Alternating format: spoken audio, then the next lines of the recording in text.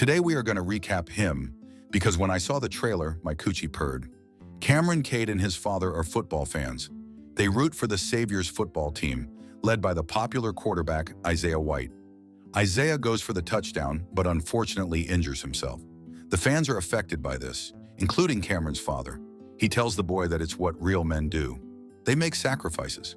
I'd sacrifice everything to be with that zaddy.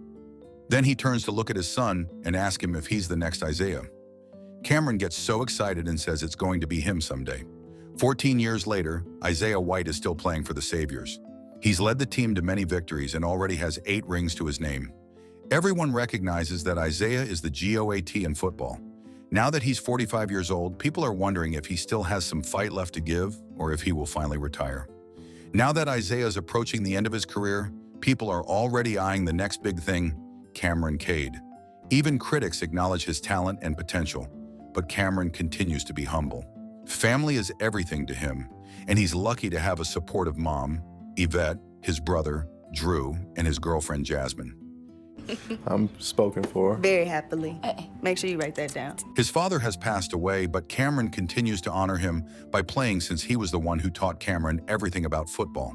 He's excited to play at the Combine and prove to everyone that he has what it takes to be the GOAT. However, one night while he's practicing outside, a masked man attacks him, leaving him with stitches on his head. His doctor wants him to rest because the brain trauma will take years to heal. If he gets another brain injury before the first one heals, it could end his career for good. Still, Cameron shows up at the Football Federation Combine, and his fans are excited to see him perform. Then Drew insists on giving him a haircut for the cameras. Their mother is worried if Cameron can continue despite the injury, but Drew thinks they shouldn't waste the opportunity. Everyone around Cameron is so loud, fighting, and sometimes throwing questions at him. He's so overwhelmed, he's not himself that day. Then Drew accidentally cuts the staple open, causing the wound to bleed. Cameron snaps, insisting that he's fine, but everyone can see that he's struggling. I just know Drew is the most hated son right now. So Cam's agent, Tom, faces the reporters to announce that Cameron is not suiting up, but he acts as if the injury is no big deal at all. Since Tom also represents Isaiah White, people are curious if Isaiah will play one last game, but Tom refuses to comment any further. Later, disappointed, in the pitch of black, he sees an Oompa Loompa wearing a sombrero, and it looks like Danny DeVito. Even though Cameron misses the Combine, Drew still throws him a party.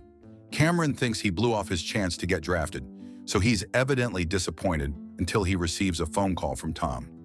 Tom says that he spoke with Isaiah and the Saviors, and they want to give Cameron one last chance to prove himself. All he has to do is train with Isaiah for a week. Cameron is overjoyed, so he heads over to Isaiah's place as soon as he can. Fans are waiting for Isaiah outside. They even camp at the location to get a glimpse of their superstar. One dedicated fan named Marjorie gets angry when she sees Cameron. Looking like a meth head, she spits at the car window, saying they don't want him there. They can definitely sense that Cameron might replace Isaiah, and they're not going to let that happen. When Cameron sees the house, he thinks it's so massive, yet it looks like a little hobbit house. Along with random displays are some trophies and the rings Isaiah won. On their first meeting, Isaiah is giving White Man into hunting and skinning animals. Then Isaiah gives Cameron a quick lecture about the history of quarterbacks. He's seen Cameron play and is genuinely impressed. He takes Cameron's phone so there won't be any distraction during the one-week training. No OnlyFans, no grinder. He explains that Cameron has to be able to impress the owners of the team. For day one, it's all about fun. Isaiah guides Cameron but makes sure to make it enjoyable. They horse around and even exercise together. Isaiah reminds Cameron that the owners won't be interested in someone fat-backed, so he introduces his sports doctor, Marco. Marco and his team conduct Cameron's physical examination. When Cameron removes his clothes, we see his foin peach. During the exam, Cameron reveals that his family is his biggest motivation. His father was a huge fan of Isaiah and always told him, "No guts, no glory." Then Isaiah tells him he needs to be willing to sacrifice anything to achieve his goal. Put some clothes on. Thought you were only going to go down to your underwear. It's weird, bro. Good dress, please. Later that day, Cameron meets Isaiah's wife, Elsie. She's giving Gwyneth Paltrow in her Goop era. She's nice to him and asks him to take it easy with Isaiah since he's about to retire. and passing the baton might be sad for him. She gives him a crystal and says, Put it in your butthole, Cam. while taking an ice bath, Cameron sees Isaiah pumping his blood into a blood bag. Isaiah explains that his oxygen level is good, and so he's saving some that he can use for when he is tired or has a hangover. Marco listens to them. He keeps comparing the athlete's situation to the gladiators, where they all enter the ring to fight. Then he injects the blood into Cameron to help him with his endurance. What in the HIV is going on here? Day 2 is all about poise. Cameron is surprised that he can't keep up with Isaiah even though they're just running. He vomits, then starts to hallucinate and imagines someone cutting him. Isaiah tells him that recovery is important. A few men arrive to play with them. Why are there so many fine gentlemen in this movie? Then Marco injects Cameron with something to help him feel better. He warns Cameron that it's going to be a long week for him. The training is much more difficult this time. The drill is harder. Isaiah asks for a volunteer, and a guy named Sed offers himself. Every time Cameron messes up, Sed gets hit by a football. He's shocked by the punishment, but it doesn't stop. Sed starts to bleed. Sed continues to get hit until Isaiah is pleased with Cameron's performance. Cameron loses his patience and argues with everyone. But Isaiah reminds him that as a quarterback, the glory and the blame are his to carry. When Cameron goes to help Sed out, he calls Marco to help out, but he doesn't do anything. Sed even just laughs it off with his missing tooth. While Marco is patching Cameron up, he says Isaiah suffered an injury during a helmet-to-helmet hit, which caused internal bleeding, and that it was worse than Cameron's injury. The third day is about leadership. Marco shoots up Cameron with something again. Then during the training, Cameron keeps getting hit, and he hurts his head multiple times. Isaiah is not taking it easy on him. His stitches are starting to tear apart. At one point, Cameron starts vomiting blood. He gets pushed to the edge and starts to play rough. When someone charges at him, he blocks the guy's helmet with his, causing the other guy to seize up. Isaiah is so proud of him, he gives him a hug. Then the rest of the boys start to cheer for him. This Remember the Titans remake is wild. In a very lonely hallway, Cameron feels like he's being followed. Suddenly, paparazzi show up and someone's suffocating him with plastic, but it was just a hallucination. Afterwards, Cameron finally calls his mom to wish her a happy birthday. Marco catches him in the act, and he reveals he's not happy with his job. He wants to help people, but instead, he feels like he's sending gladiators to the pit and to their death. He advises Cameron never to kill himself for a job. Meanwhile, Temu Lady Gaga has been watching him closely. In the sauna, Isaiah admits that once he retires, he'll miss everything. For him, it's always been football first, then family, then God. But family comes first for Cameron, so Isaiah tells him to find his own way to greatness and to be better than him. I'll take both of these men at the same time. As soon as Isaiah leaves, Marjorie comes out of her hiding place and grabs a rock and attacks Cameron. He wakes up just in time to stop it. He loses control for a moment and chokes her. Wish that was me right now.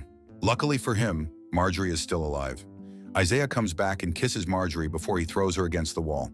He tells Cameron afterward that he'll clean the mess himself. Elsie explains that it's a usual scene in the house, and there's no need to be afraid. Then she asks Cameron to spend some time with her and her girls. They get drunk while they party all night.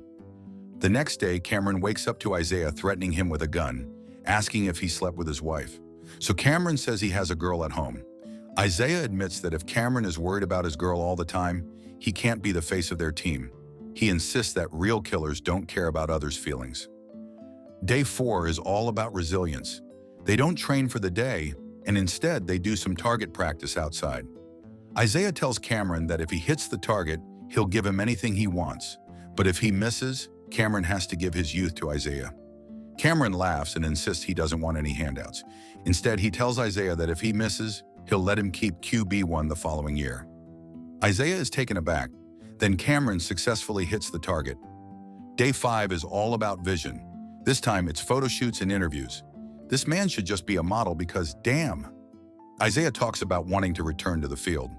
Then Cameron reveals that he used to train from 5 in the morning with his father. He was just a kid then. One day his father told Cameron how proud he was of him, only for Cameron to admit he's done with football. In a couple of months, his father died, and he continues to play football for his father. Cameron feels as if he let his father down. Later, Elsie says he shouldn't kill himself for football if his heart isn't in it. But Cameron says it's all he's ever wanted, so she invites him to a party to meet some important people who reached out to them. Marco is at the party, and he tells Cameron to run away. It turns out that Tom is also there, and they'll be meeting the owners of the team. Cameron agrees to go all the way in, and they all toast to his decision.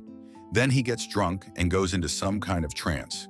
When he finally snaps out of it, he sees Marco's severed head on the table. Day 6 is about sacrifice.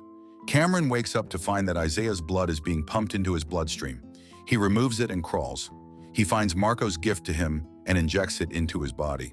Now, with a clearer mind, he looks for Isaiah and finds him watching the fans through a huge eye on the ceiling. He tries to stab him but misses. Now they know only one of them can make it out alive. So you've been giving your blood on some weird white people shit? Isaiah's blood has been injected into Cameron, but he says the blood was from his own mentor and the previous quarterbacks of their team. Whoever has it has the beast, a gift from the gods. Cameron is angry now that he has learned Isaiah didn't earn what he has. Isaiah says that they both share the same blood now, but only one of them can continue to be the GOAT. They begin to fight, and at one point Isaiah grabs Cameron and repeatedly slams his head against the wall, so Cameron retaliates and hits Isaiah in the head with a helmet. He beats him up until Isaiah is dead. Then Cameron finally walks out for the ritual. The finale is complete with a band, cheerleaders, and some masked men. Elsie is in the middle, waiting for Cameron to sign the contract so he can finally receive his gifts. When Cameron doesn't budge, Tom tries convincing him. It turns out that the other masked men are the owners of the team. Tom reveals that Cameron's father did everything for him. Cameron sees a photo of him when he was young and his father with the owner of the team. Upon the realization, he picks up the sickle and confronts everyone. Tom reveals that they groomed Cameron since he was a kid, preparing him to be their next quarterback, and his father did everything to make sure it would happen. Tom says Cameron didn't really earn anything, and when the owner threatens to kill Cameron's family, he snaps.